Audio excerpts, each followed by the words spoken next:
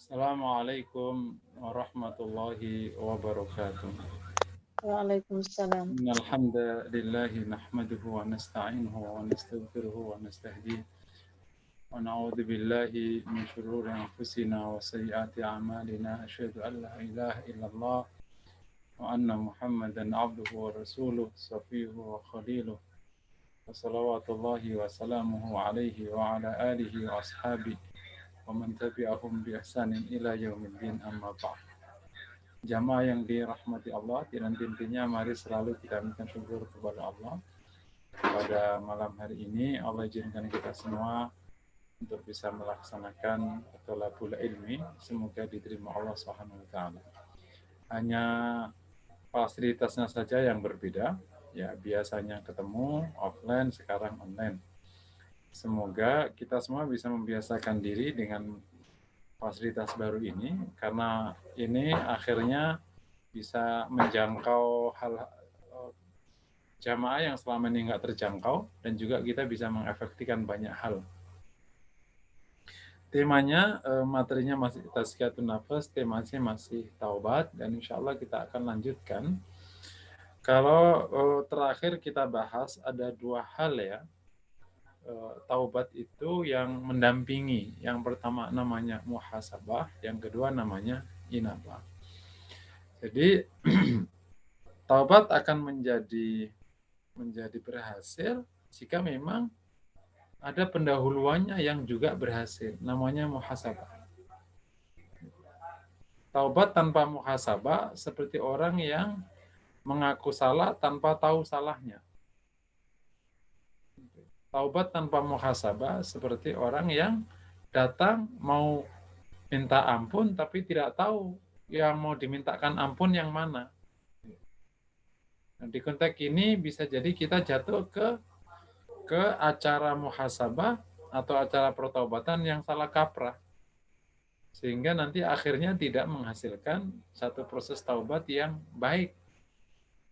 Misalnya kalau di lapangan kita temukan, ya Allah ampunilah aku banyak dosaku,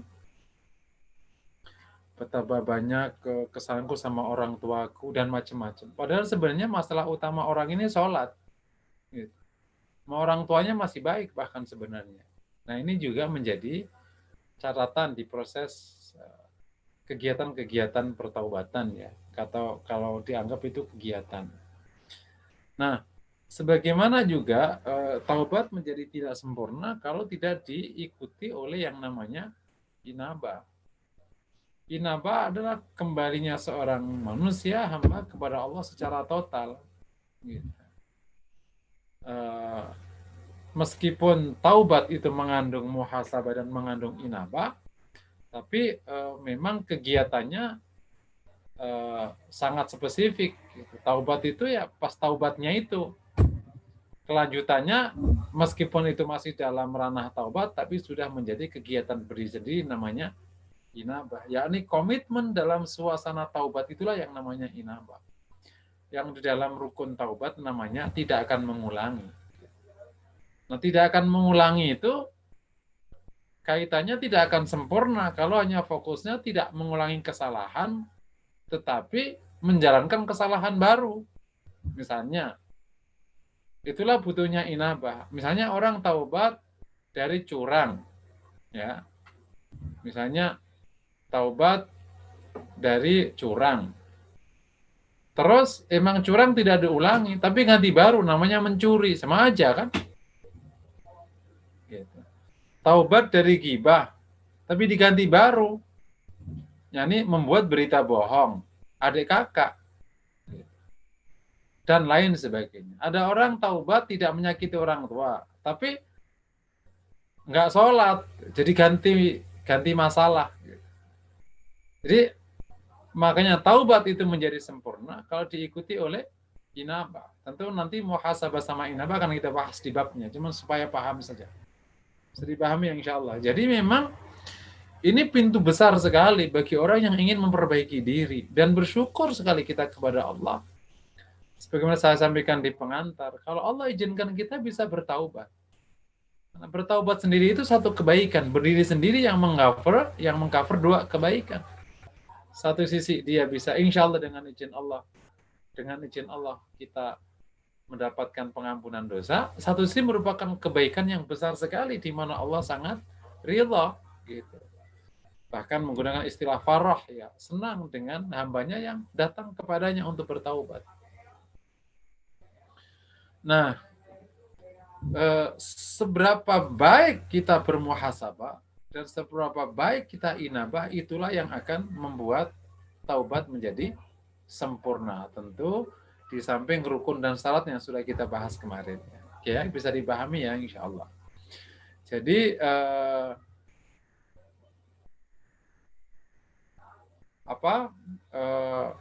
mengulang lagi, seberapa baik kita bisa menemukan kesalahan kita dengan proses muhasabah, dan seberapa baik kita menyempurnakan taubat dengan inabah sehingga benar-benar kita kembali kepada Allah, itulah kesempurnaan taubat. Sehingga insya Allah kita dapat fadilah yang dinyatakan sama Rasulullah, at-taibu minadz-dzambi kaman la dzambala. Orang yang taubat dari dosa seperti tidak punya dosa. Insya Allah. Jamaah yang dirahmati Allah, peserta majelis 4M, peserta Formulat Institute yang berbahagia. Nah, tentu taubat ini sebagaimana bab di atasnya, syukur dan sabar, dia bukan merupakan pengetahuan, tapi ia merupakan program dan ibadah. Ia harus dijalankan oleh kita semua. Lebih agak konkret ya. Kalau syukur itu cakupannya luas. Kalau taubat itu langsung clear kegiatannya, programnya, dan lain sebagainya. Nah, pesan utama dari materi ini, sebagaimana sudah kita antar di pertemuan minggu lalu, agar kita bisa menjadi hamba-hamba yang taubat. Tubu ilallahi jami'an ayyuhal mu'minuna la'allakum tuflihun. Taubatlah kepada Allah semuanya, hai orang-orang beriman semuanya. Jadi taubat satu sisi itu merupakan perintah Allah. Jadi yang tidak taubat itu salah, karena melanggar perintah Allah. Satu sisi kita butuh taubat untuk menyelesaikan kesalahan. Paham ya? Satu sisi merupakan perintah Allah. Jadi kalau tidak taubat, ya salah. Kan diperintah taubat, kita nggak taubat. Satu sisi memang kebutuhan kita, bahwa kita memang ingin mendapatkan ampunan Allah. Dan Allah menyuruh kita untuk segera menjemput ampunan itu. Sari'u ila maghfiratin min rabbikum wa jannatin arduhas samawati wal ardh. Bersegeralah menuju menjemput mendapat ampunan Allah dan minallah itu wasarila maghfiratin minallah jannat dan surga. Yang disuruh mendapatkan ampunan. Dan ampunan ini bagi orang mukmin itu merupakan satu reward yang paling besar menuju reward berikutnya. Ketika orang-orang melakukan amal-amal kebajikan, salah satu rewardnya adalah ampunan Allah. Misalnya, wallahu ya'idukum maghfiratan wa fadla. Allah menjanjikan kepadamu ampunan dan karunia. Kalau setan, ya'idukumul faqr, menjanjikan kepadamu kefakiran. Jadi ini bagian dari reward yang Allah berikan kepada hamba-hambanya. Kenapa? Ya, sebagaimana di pengantar, karena setiap hamba pasti salah. Jadi hamba sangat membutuhkan ampunan Allah. Sangat membutuhkan ampunan Allah. Terlebih memang tidak mungkin hidup tanpa rahmat Allah. Bagaimana dapat rahmat sementara dia masih punya masalah. Jadi perlu ampunan terlebih dahulu dari Allah Subhanahu wa ta'ala. Oke ya. Ini bab tentang taubat dengan muhasabah dan inabah. Kita akan bahas berikutnya tentang beberapa pilihan doa dan kalimat taubat. Saya ingin kupas ini agar kita bisa mendalami doa yang sudah kita biasakan, dan sekaligus bisa menyelaminya. Ada banyak pilihan. Misalnya yang pertama, ya sekaligus menjadi pilihan untuk kita semua ya. Karena taubat ini bukan pengetahuan tapi untuk dilaksanakan. Yang pertama kita bisa dapat kalimatul taubat atau kalimatul istighfar ya. Yang pertama yang paling awal taubatnya Nabi Adam. Ia menggunakan dibimbing oleh Allah untuk mengatakan Rabbana zalamna anfusana wa illam taghfir lana wa tarhamna lanakunanna minal khasirin. Ya Rabb, kami mendolimi diri kami sendiri. Jadi orang yang berbuat dosa, salah itu sebenarnya dia mendolimi diri mereka sendiri, berbuat dolim pada diri sendiri karena menyiapkan dirinya untuk diazab oleh Allah.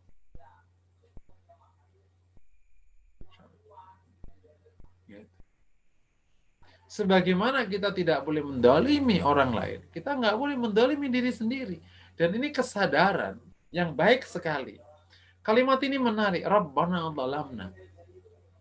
Artinya, orang yang berbuat salah itu sebenarnya berbuat lalim pada diri sendiri. Bukan berbuat menyenangkan untuk diri sendiri. Gitu. Orang yang berbuat dosa itu bukan berarti berbuat baik, menyenangkan, menyayangi diri sendiri. Oh, sama sekali tidak. Itu berbuat yang sangat bodoh untuk diri sendiri. Karena apa? Menyiapkan dirinya untuk diazab oleh Allah Subhanahu wa taala. Naudzubillah. Makanya akhirnya mengakui Rabbana zalamna anfusana wa illam taghfir lana wa tarhamna lanakunanna minal khasirin. Jika engkau tidak ampuni dan engkau tidak sayangi, digabung antara ampunan dengan kasih sayang. Tapi di sini kalimatnya tidak minta ampun. Gitu. Tapi kalimatnya menyodorkan satu kondisi yang ngeri bagi seorang hamba gitu. Kalau sampai tidak kau ampuni dan kau tidak sayang ya Allah, kami pasti rugi. Gitu. Memang kalau rugi kenapa? Karena engkau Maha Rahman, Maha Rahim. Engkau tidak akan biarkan hambamu ini merugi. Gitu. Jadi ini cara mengetok ampunan Allah itu menyodorkan sebuah hasil buruk yang akan ditimpa seorang hamba jika tidak mendapatkan ampunan Allah. Tentu kalimat ini syah dan karena yang mengajarkan Allah Subhanahu wa taala. Rabbana zalamna anfusana wa illam taghfir lana wa tarhamna kunna minal khasirin. Mengingatkan apa? Mengingatkan tentang satu tujuan atau target atau visi orang mukmin namanya falah, ya, keberuntungan hidup. Nah, dosa itu menyebabkan kerugian, gitu. Kalau perbuatan baik, sebagaimana surat Al-Baqarah misalnya yang 5 kebaikan itu menyebabkan keberuntungan. Ulaika ala hutam mir rabbihim wa ulaika humul muflihun. Dan ini bisa mudah kalau orang memang agak berhitung untung rugi. Ini juga mudah dia. Orang yang selalu berhitung untung rugi tentu seluruh tindakannya harus menguntungkan. Kalau merugikan namanya bodoh, dolim, gitu. Kalau tidak dapat ampunan Allah itu rugi sekali. Nah, kesadaran dia dolim dan rugi kalau nggak dapat ampunan Allah, ini yang diangkat di kalimat ini. Sehingga bisa jadi bagi sebagian manusia ini cepat masuk. Karena kan ada orang yang memang hitung-hitungan ya, ada orang yang tidak begitu. Ini pilihan pertama. Pilihan kedua misalnya taubatnya Nabi Yunus, Masya Allah. Ia tidak menggunakan konsekuensi kerugian kalau nggak dapat ampunan. Tapi langsung aku dolim aja. La ilaha illa anta subhanaka inni kuntu minadh dhalimin. Tapi di kalimat ini ada dua hal yang disebutkan di sebelumnya, yakni tauhid dan tasbih. Ini menarik. Boleh diikuti? Boleh, karena yang mengajarkan Allah di Al-Quran. La ilaha illa anta subhanaka inni kuntu. Ini di kalimat ini terasa pengakuannya. Pengakuannya lebih mendalam karena didahului oleh la ilaha illa anta subhanaka inni kuntu minadh dhalimin. Ya, mengaku dolim itu sudah proses taubat. Artinya apa? Ya minta ampun berarti kan. Gitu. Mengaku salah itu bagian dari proses menyatakan. Yang konsekuensinya ya minta ampun meskipun nggak ngomong minta ampun. Apa itu berarti tidak minta ampun? Minta ampun karena itu Quran mengajarkan di konteks minta ampun. Gitu. La ilaha illa anta subhanak inni kuntu minadz dzalimin. Jadi Bapak Ibu semua bisa memilih di pilihan-pilihan kata. Di beberapa zikir di formula hati suka menggunakan la ilaha illa anta juga. La ilaha illa anta subhanaka inni kuntu minadz dzalimin. La ilaha illa anta subhanaka inni kuntu minadz dzalimin. Itu luar biasa. Sebagian manusia bisa terenyuh di kalimat ini. Boleh? Boleh. Karena memang kalau kita melihat kisahnya, kalimat ini dahsyat sekali. Seorang nabi yang tidak sudah buntu istilahnya gitu. Udah buntu dari medan dakwah. Ia pergi. Tapi ternyata justru mendapatkan ujian berat. Naik kapal dan harus dibuang ke laut. Ditangkap oleh Hud. Paus ya. Di dalamnya gelap gulita tak terkira. Ia berdoa la ilaha illa anta subhanaka inni kuntu minadz dzalimin. Ini sekaligus menjadi bukti nyata bahwa kalimat taubat itu di samping memang insya Allah dapat ampunan Allah, sekaligus juga menjadi sebab lahirnya solusi. Makanya kalau misalnya ada apa-apa, ya udah kalimat taubat aja. Ada apa-apa nih, la ilaha illallah inni kuntu minadz dzalimin, subhanaka inni kuntu minadz dzalimin, dan lain sebagainya. Oke ya. Jadi kita bayangkan jamaah dirahmati Allah, seorang di dalam perut paus. Gitu. Gimana coba gelapnya, riuhnya, terus akan kemana gitu. Terus nafasnya gimana, nggak terbayang oleh kita semua. Tapi ini karena memang Nabi, ya akhirnya Allah kasih mukjizat, bisa hidup gimana, dan akhirnya dikeluarkan di pantai. Artinya kalau seandainya dengan semoga tidak terjadi, kita mendapatkan situasi sedahsyat itu, pilihannya la ilaha illa anta subhanaka inni kuntu minadz dzalimin.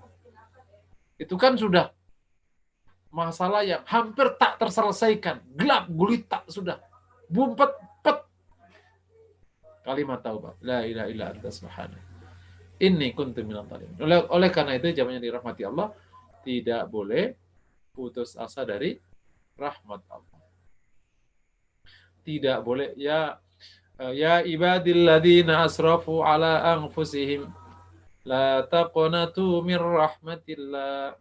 Hai hamba-hambaku yang melampaui batas atas diri mereka sendiri, jangan sekali-kali putus asa dari rahmat Allah.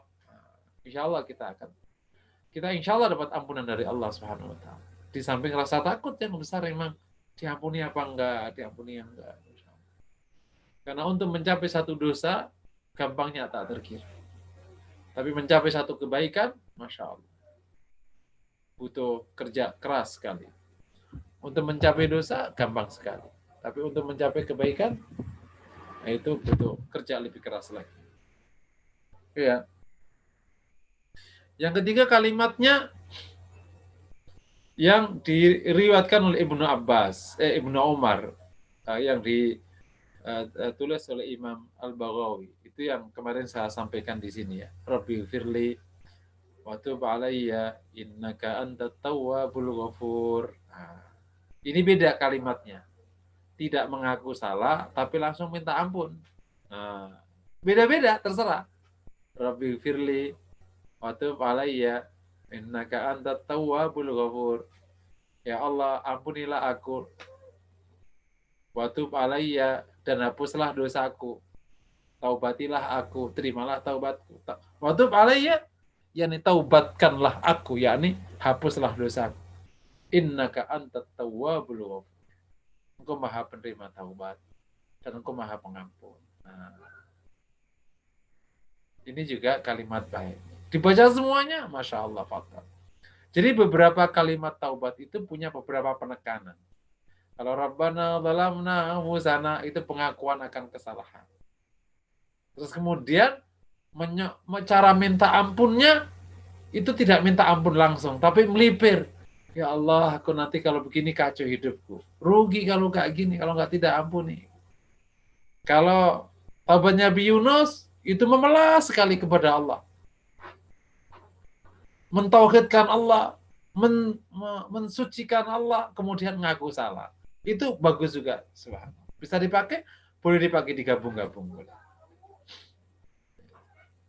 Berikutnya langsung minta ampun, Rabbi firli wa tub alayya.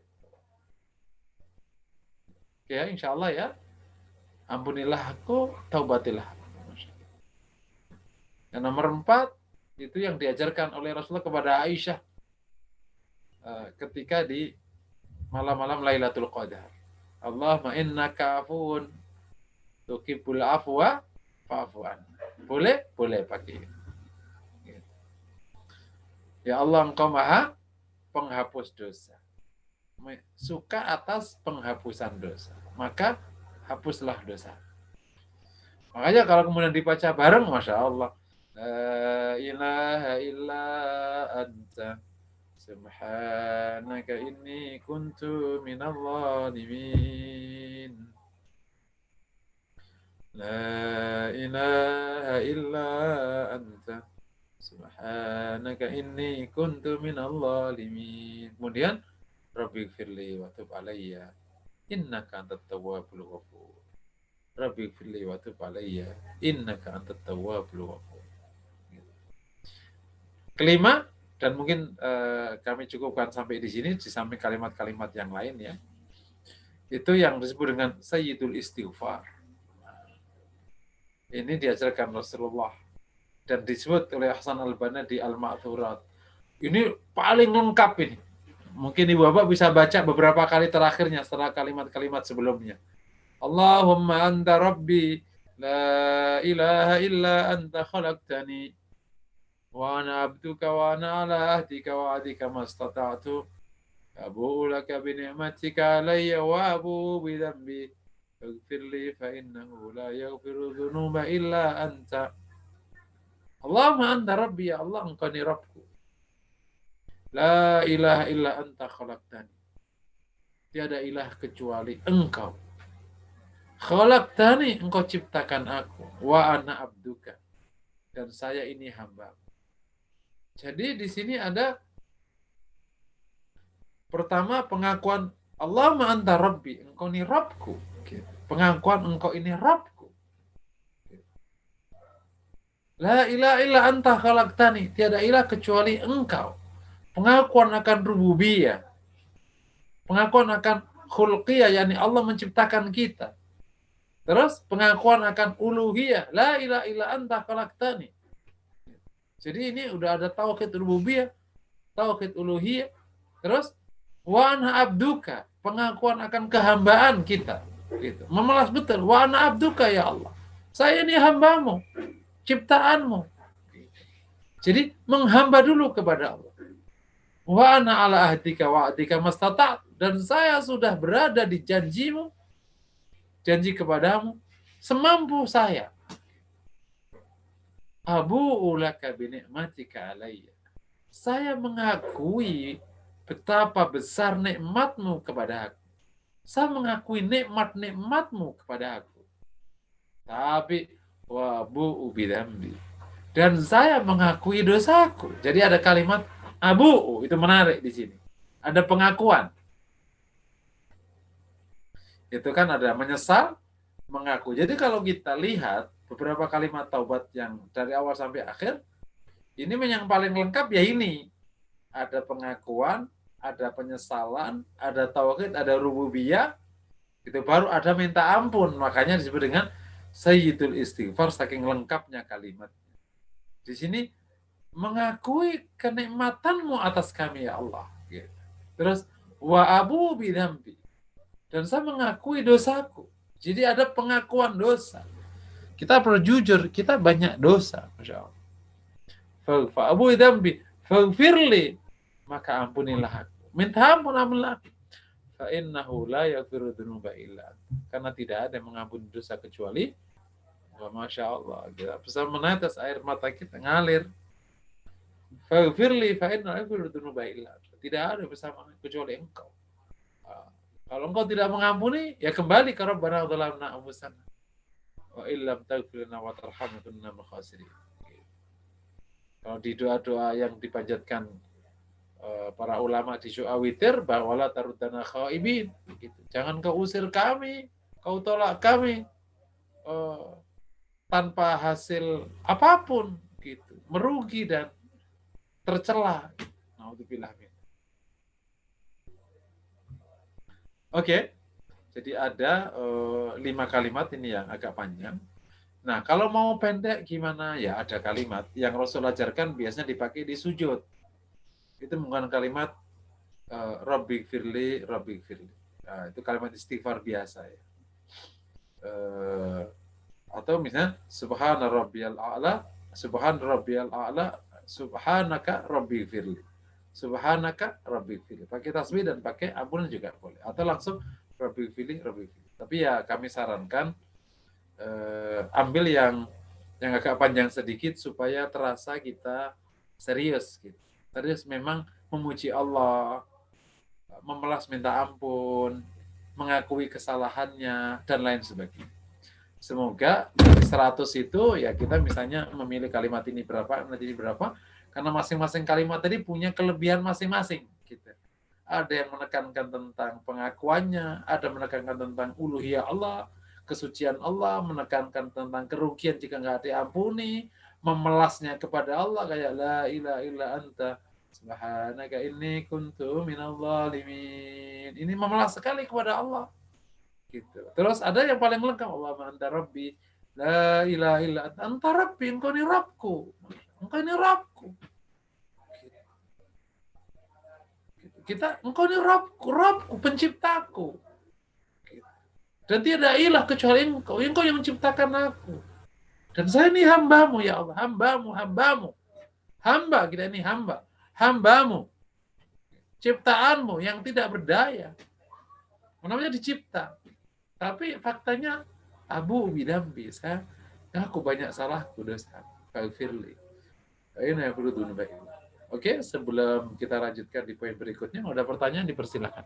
Tapi saya mohon izin, jangan dirahmati Allah, untuk sesi sekarang saya mungkin sampai jam 9 saja ya. Karena ini saya ada pertemuan yang nggak bisa diundur lebih malam lagi, dan tempatnya agak jauh dari rumah. Saya tadi kalau mau ngisi acara mendekati tempat pertemuan, nggak nyaman, saya harus ngisi acara itu di rumah biar tenang. Ya, akhirnya saya pulang dulu ke rumah. Fadal, kalau ada pertanyaan dipersilakan. Ya, baik Ustadz, alhamdulillahirrahmanirrahim, sudah dijelaskan beberapa pilihan doa dan mana yang lebih nyaman bagi kita dan mana yang ingin kita kerjakan. Ini ada pertanyaan di chatroom Ustadz.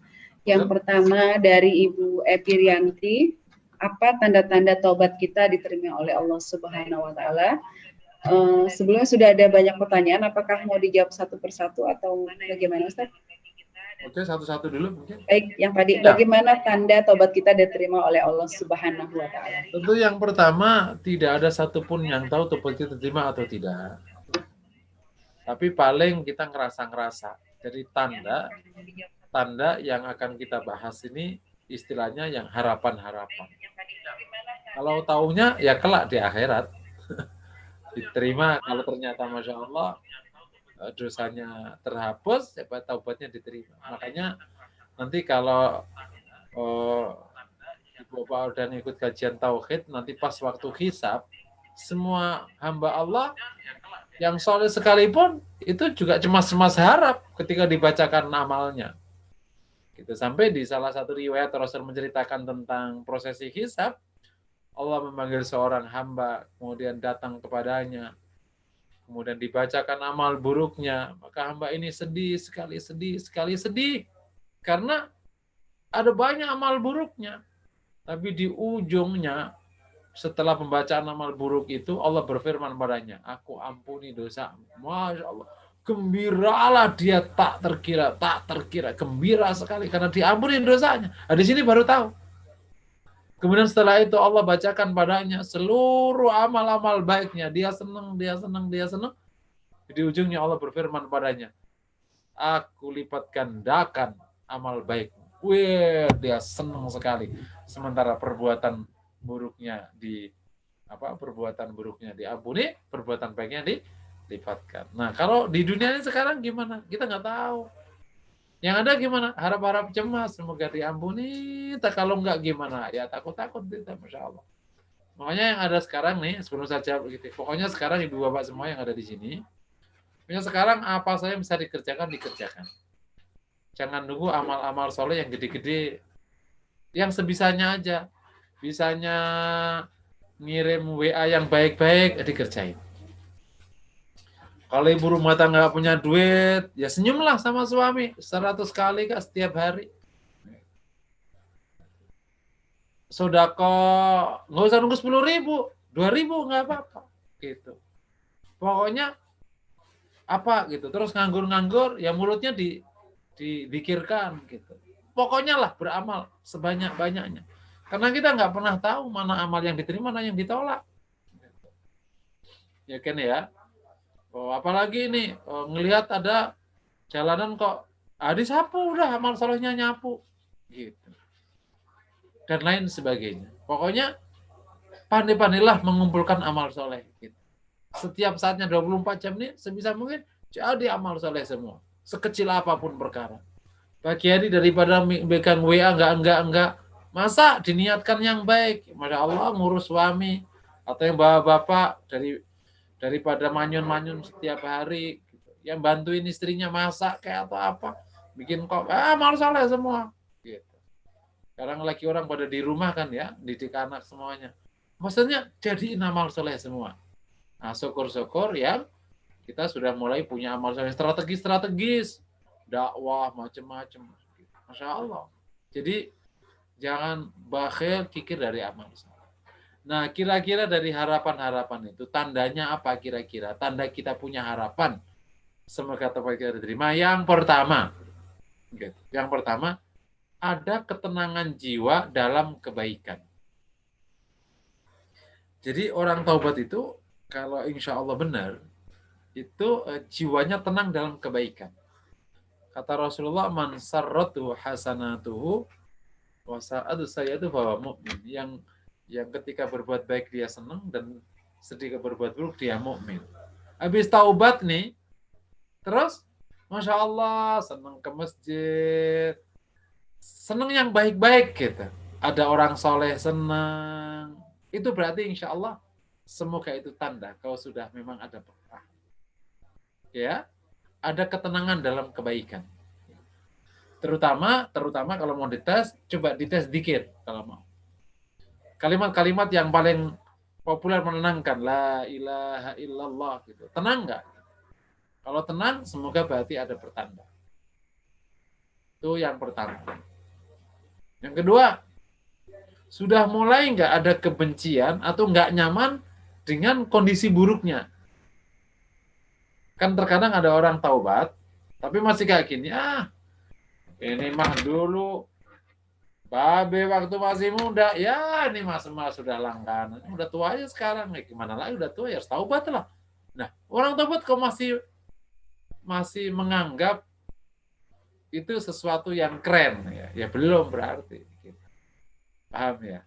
Benar-benar dia mungkin lihatnya nggak mau, gitu. Atau misalnya ini juga nggak mau. Berarti mas udah enggak lah gitu. Oke ya. Itu tanda yang kedua. Tanda yang ketiga itu dimudahkan berbuat baik. Dimudahkan. Allah memudahkan.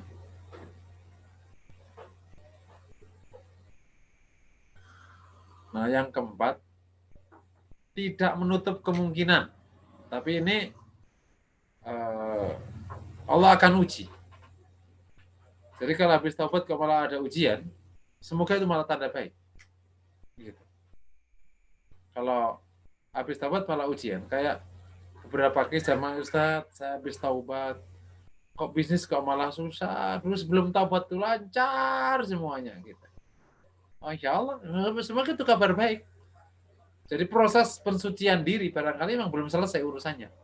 Gitu. Bisa jadi itu malah baik. Gitu. Kan dulu pada waktu masih ngaco, sholat enggak, bisnis haram, lancar gitu. Begitu taubat, tutup semua. Malah jatuh bangkrut. Semoga malah baik itu. Nanti setelah sudah selesai urusannya, nanti Allah baru kembalikan keberkahannya. Jadi tadi itu masih proses. Tapi kalau bab ketemu yang kayak gini nih, ini harap-harap cemas juga. Mana ini ujian apa ini? Ujian dari proses pertaubatan yang memang terus akan berterus, atau sebenarnya ini taubatnya masih ngawur sehingga Allah belum berikan rahmat gitu. Ya ini juga bagian dari masih harap-harap cemas. Allah alam bisa. Mungkin demikian. Fadil, Bu. Jazakallah khair Ustadz untuk pertanyaan yang tadi sudah dijawab. Ini ada pertanyaan kedua dari Ibu Nurwati di chatroom. Pertanyaannya adalah taubat atas dosa kepada manusia, gibah, iri atau berkaitan dengan hartanya, kita harus meminta halal dari orang yang bersangkutan. Misalnya iri kepada seseorang. Kalau kita bicara kepada orang itu kemudian minta dihalalkan, berarti orang itu tahu bahwa kita punya penyakit hati kepadanya. Ini bagaimana Ustadz? Sementara kita ingin memohon halalnya dari seseorang, tapi malah jadi tahu bahwasanya kita ternyata mempunyai penyakit hati kepada orang tersebut. Mohon pencerahannya. Jika gini, ada hubungan sama orang yang harus dimintain halal, itu jika kaitannya dengan harta. Kalau non harta nggak perlu. Misalnya iri sama orang, itu yang salah kita, nggak perlu minta halal sama dia. Kita taubat dari hasad. Kalau hasad ya, hasad itu tidak perlu minta halal karena sana tidak dirugikan. Gitu. Yang minta halal itu kalau ada kerugian padanya. Contoh diambil hartanya. Itu contoh. Atau difitnah. Itu fitnah kan ada kerugian menimpa padanya. Itu minta halal. Nah, cuman ada catatan dari para ulama. Jika ada dosa terhadap orang dan sudah baik orang yang contohnya misalnya gini, dulu dia adalah orang yang memfitnah, ya, sehingga jatuhlah karirnya. Tapi sekarang sudah balik, ya kan, dan sudah baikan, udah baikan, oke, karirnya udah balik dan dia udah baikan. Apakah perlu menyebutkan kesalahannya? Para ulama mengatakan, kalau kondisinya sudah baik, dan kalau malah menyebutkan kesalahannya, malah menyebabkan keburukan baru, maka tidak perlu menyebutkan kesalahannya. Hanya minta maaf saja, minta halal. Sudah. Gitu. Tanpa menyebut kesalahan spesifiknya. Tapi kalau memang orangnya tidak akan ampuni, tanpa menyebut kesalahannya, ini bab yang lain. Jadi paham ya? Jika kondisinya sudah baik, maka tidak perlu membongkar kesalahan yang sudah ditutup oleh Allah SWT. Tinggal minta halal saja, maafkan secara umum saja. Tapi jika memang tidak diampuni tanpa menyebutkan, ini bab yang lain. Karena dia tidak mau menghalalkan tanpa masalahnya. Ini tergantung nanti kebaikan yang muncul dari proses minta halal.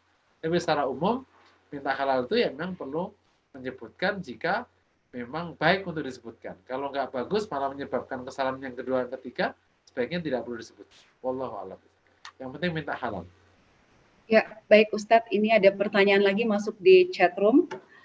Di sini dikutip surat At-Taubah ayat 82 yang berbunyi, bagaimana menurut Ustadz terkait Quran surat Toha ayat 82? Di Toha apa Taubah? Toha. Surat Toha ayat 82, di situ dikatakan Allah berfirman, sesungguhnya urutan syarat pengampunan dari Allah yaitu wa inni laghafarun. Sesungguhnya aku Maha Pengampun. Liman taba, bagi orang yang bertaubat, wa amana, dan beriman, wa amila solihan, dan beramal soleh. Summah tada, kemudian tetap di jalan. Mohon bagaimana untuk urutan ini Ustadz? Apakah hanya diampunkan bagi orang yang taubat, beriman, kemudian beramal soleh saja? Oke. Tafadhol. A'udzubillahi minasyaitonirrajim. Wa inni laghaffar ya, tapi sebelumnya ya Bani Israel di 80. Ya Bani Israel laqad anjaynakum min aduwikum wa wa'adnakum janibatul ayman anzalna 'alaikumul manna wassalwa. Kulu min thayyibati ma razaqnakum wa la taghaw fi fa yahilla 'alaikum ghadabi wa yahilla 'alaihi ghadabi faqad hada wa inni laghaffarul liman taba wa amana wa 'amila shalihan tsumma hada. Oke. Di ayat ini menjelaskan tentang Allah Maha Pengampun, mengampuni bagi orang yang taubat, beriman dan beramal soleh, kemudian dalam petunjuk. Itu yang disebut, kalau kita tarik ke rukun taubat yang menyebabkan taubat diterima itu kan ada mengakui, menyesali, mengakui, dan tidak mengulangi. Paham ya? Nah, tidak mengulangi ini akhirnya disempurnakan oleh bab yang besar namanya inabah, paham tadi ya? Karena kalau tidak mengulangi, memang tidak mengulangi kesalahannya, tapi membuat kesalahan baru, sebenarnya taubatnya ya enggak. Gitu. Nah, ayat ini sebenarnya penjelasan lain atau bahasa lain dari bab itu, atau sebagai dasar dari bab itu. Ayat ini sebagai dasar bab itu, bahwa yang taubat, iman, ya, kemudian amal soleh di dalam petunjuk. Ini misalnya taubatnya dari kekafiran, kan berarti harus taubat kekafiran terus tetap beriman kan? Kalau taubat dari kekafiran, kalau dia taubatnya dari dosa padahal dia sudah mukmin, ya berarti kan tinggal memperkokoh imannya, terus amal soleh. Makanya kalau ada orang taubat kok tidak langsung diikuti amal soleh, kita bertanya, itu taubatnya sempurna apa enggak? Yang tadi saya jelaskan di inabah itu. Karena tanpa proses kebaikan yang terus dijalankan, kita curiga taubatnya tidak serius. Karena hanya taubat dari kesalahan A menuju kesalahan B. Dua-duanya ya salah tetap. Taubat itu kan taubat dari kesalahan A untuk tidak punya kesalahan berikutnya. Karena taubat itu kayak orang pindah rumah gitu. Yang tadi di areal merah, sekarang area hijau. Bukan areal merah A menuju areal merah B. Dari B areal merah C. Enggak begitu. Gitu. Nah itulah yang disebut dengan wa inni laghafar liman taba wa amana wa amila shalihan tsumma ihtada. Wallahu a'lam bishawab. Padahal kalau ada pertanyaan yang lain? Ya, baik Ustadz. Tadi ada satu pertanyaan lagi. Doa-doa taubat yang tadi Ustadz sampaikan dari doa Nabi Yunus, Nabi Adam, kemudian Aisyah dan juga Sayyidul Istighfar itu sebaiknya dibaca saat kapan Ustadz? Mohon penjelasannya. Oh ya, kalau aturannya tidak ada yang baku, kecuali kalau yang Allahumma innaka afuwwun tuhibbul fa'fu anna itu kan dibaca di malam Lailatul Qadar kalau melihat sababul wurud ya. Tapi juga bukan berarti nggak boleh dibaca selain di Lailatul Qadar, dibaca kapan saja juga boleh. Itu. Sebagaimana taubat itu adalah ibadah ghairu mahdhah, maka prosedurnya terbuka. Kalau mau buat pilihan, yang paling utama di waktu setelah sholat malam. Tapi kalau misalnya tidak bisa di waktu sholat malam, itu kita bisa memilih, karena kan di salah satu kata suci, Allah mengampuni dosa orang di malam hari kepada orang yang berbuat di siang hari. Dan jadi kalau kita bertobat di malam hari, semoga kita bisa mendapatkan ampunan dari dosa-dosa di siang hari. Jadi kalau kita jatuhkan di subuh, semoga itu pengampunan dosa di malam hari dan sepanjang satu hari kemarin dan hari-hari berikutnya gitu. Jadi Boleh dijatuhkan ba'da subuh, boleh dijatuhkan ba'da isya, dan boleh dijatuhkan kapan saja. Cuman biasanya kalau dia tradisi, ya para ulama biasanya lebih suka menjatuhkan kalimat-kalimat ini di sholat malam. Kalaupun nggak sholat malam, dijatuhkan ba'da isya, ba'da subuh. Ya kalau nggak ba'da subuh, akhirnya pilihan ketiga, ba'da isya. Itu bagus. Wallahu a'lam bishawab. Ya, baik Ustadz. Sepertinya pertanyaan di chatroom sudah terjawab semua. Saya cek dulu apakah ada peserta atau jamaah yang raise hand di layar Zoom. Sebentar saya cek, kita ada 3 layar. Alhamdulillah. Sepertinya belum ada Ustadz. Mungkin Ustadz bisa melanjutkan pemaparan materi Jamaah yang di bab taubat. Tafadol. Oke, peserta Formula Institute yang berbahagia, khusus bab ini, karena ini juga sudah disampaikan di grup ya, mohon jamaah langsung bisa ambil peran yang sudah mulai, berarti bisa diistiqomahkan. Kita belum ganti riyadhahnya. Yang belum berarti memulai segera dengan rukun dan syarat yang sudah disebutkan, dan semoga sekaligus kita semua diberikan istiqomah oleh Allah untuk mengamalkan bab ini ya. Bisa dipilih, bisa semuanya dibaca, semuanya boleh, salah satunya boleh, dan semoga tidak kurang dari 100, karena Allah Rasul mengatakan, tubu ilallah fa inni atubu ilaihi fil yaumi mi'ata marrah. Karena saya bertobat kepada Allah setiap hari itu 100 kali. Dan semoga akhirnya Allah terima taubat kita, Allah bimbing kita semua, kumpulan orang-orang yang Masya Allah telah diampuni dosanya oleh Allah Subhanahu. Oke, kita akan lanjutkan. Saya ingin ambil terakhir tentang beberapa kisah para petaubat ya, yang menginspirasi kita semua. Adalah taubatnya Ka'ab ibn Malik. Sebuah kisah yang terkenal ketika beliau tidak ikut perang Tabuk. Dahsyat sekali. Itulah kisah pertaubatan. Jadi pertaubatan itu seperti itu. Ketika akhirnya Ka'ab bin Malik tidak ikut perang Tabuk, yang awalnya benar-benar karena ditunda, akhirnya tertunda, akhirnya terlambat, akhirnya tak jadi. Apa kita semua tuh? Awalnya ditunda, ditunda-tunda, tertunda, terlambat, tak jadi akhirnya. Sampai akhirnya ketika Rasul datang, ya akhirnya menghadap Rasulullah. Jadi orang taubat itu begini sifatnya. Dia tidak muter, tidak justifikasi, nggak nyari kambing hitam. Karena kalau nyari kambing hitam, kita tidak akan bisa taubat. Karena masih ada orang yang salah, bukan kita yang salah. Kenapa nggak bisa baca Quran? Lah, ya salah nenek dulu ngajarin aku. Ya kau nggak akan taubat. Kenapa sekarang kok belum sholat? Umurnya sudah 20 kok belum sholat. Bapak Ustadz nggak ngajarin aku sholat. Bukan begitu. Kenapa belum hijaban? Ya, Ustadz gimana bisa hijaban? Mahal tuh jilbab. Coba ada jilbab murahan dikit, kenapa? Paham ya? Ka'ab menghadap Rasulullah. Ya Rasulullah, aku ada orang yang paling pandai bicara di antara sahabat.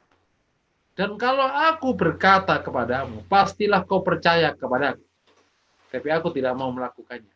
Karena Allah tahu yang terjadi. Biarkan Allah memutuskan urusanku.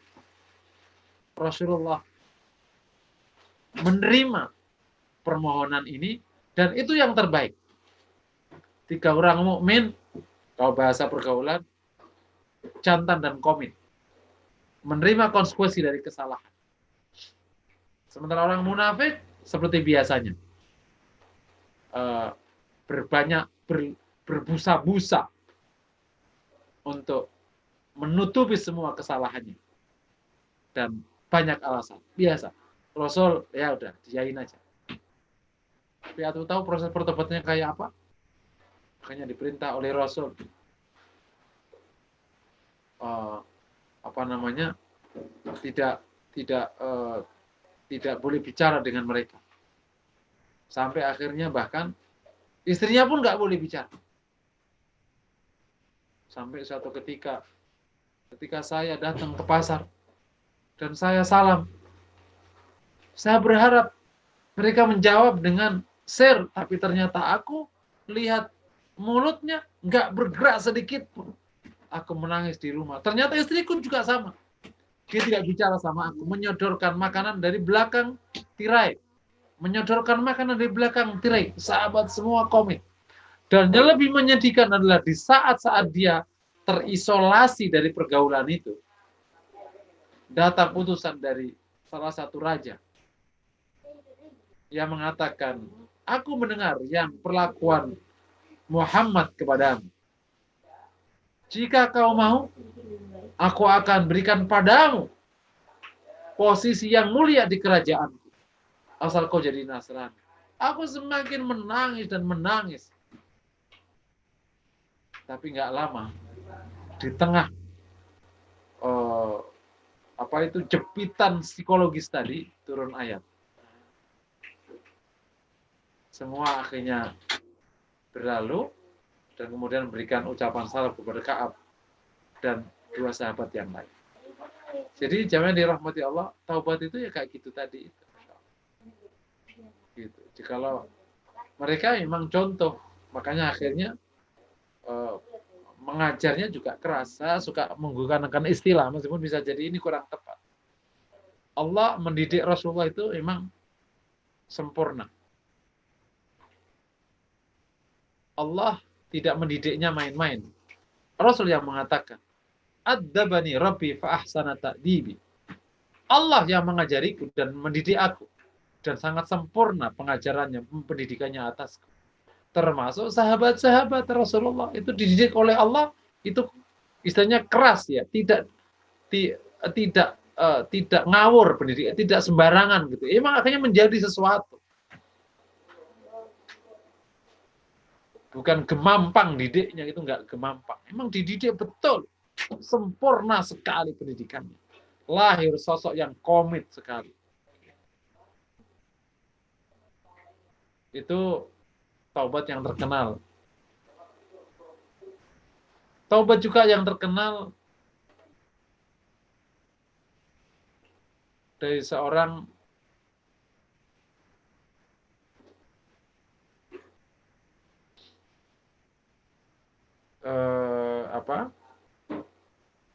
yang dulu yang dianggap sebagai penyanyi atau apa, namanya terkenal, namanya Rabi Adawiyah. Begitu tersentuh hatinya taubat, seluruh masa lalunya ditutup, bahkan sampai pada posisi yang sangat-sangat berlebihan. Meskipun bisa kita pahami saking suramnya sebelumnya, dia tidak lagi punya cinta kepada selain Allah Subhanahu wa Ta'ala. Ketika dilamar, salah satu ulama mengatakan, sudah tidak lagi tempat bagi manusia di hatiku, karena sudah terpenuhi mahabbah kepada Allah Subhanahu wa Ta'ala. Jadi orang taubat itu begitu kira-kira kondisinya. Bukan setengah hati. Kalau setengah hati belum taubat. Gitu. Jadi kalau setengah hati belum taubat, bisa dipahami maksud saya. Saya angkat beberapa kisah ini. Taubat itu begitu, suasananya emang totalitas, gitu. Bukan setengah hati ya belum. Nah, itulah namanya inabah. Nah, kalau taubat yang juga